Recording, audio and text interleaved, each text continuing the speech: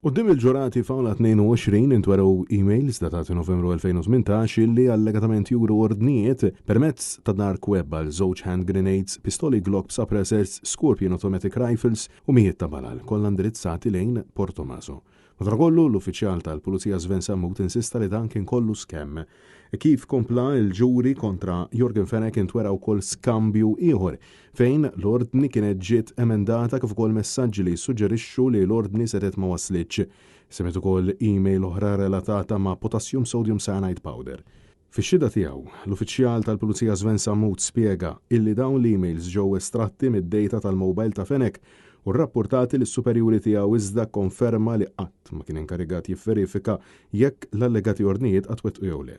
Aktar tard il-prosekuzzjoni eżibit ukoll numru ta' chats fuq WhatsApp.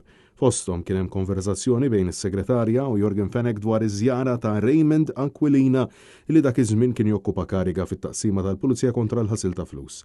Fenech kien talab lis-segretarja biex ma tniżżilx isem Aquilina fil-file qabel jidħol fl-uffiċċju tiegħu. Il-qorti rata anke sensiela ta' messaġġi bejn Fenech u l-eks assistent kummissarju Silvio Valletta.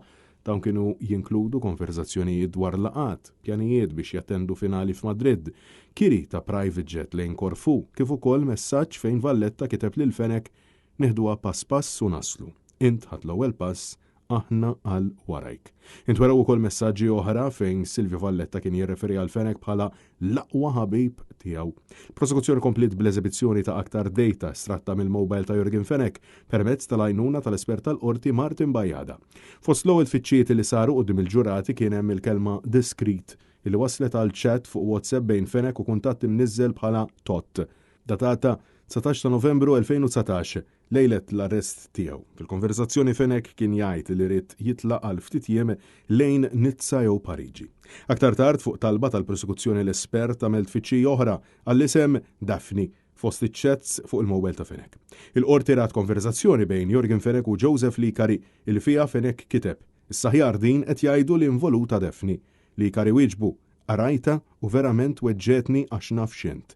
Fl-istess skambju ta' messaġġi Fenech għamel referenza għal Daphne Caruana Galizia u qal jien qatt ma kelli grazzja magħha ma fil-verità qatt ma mlitilna xejn. Intant is-sokta bix-xhieda tiegħu is-surġent Josef Ġerada fejn indika li fil-mobile tiegħu Jorgen Fenech kien niżżel app biex jirrekordja telefonati. Fi skambju ta' messaġġi bejn Fenech u Melvin Toma l-akkużat qal lill-middleman illi ħadd ma seta' jmissu lilu u li kien se jibqa' miegħu anke fl-argumenti b'Toma jwieġeb li jemmen fih. Il-ġuri se jissokta l-4 filgħodu quddiem l-imħallef Edwina Grima.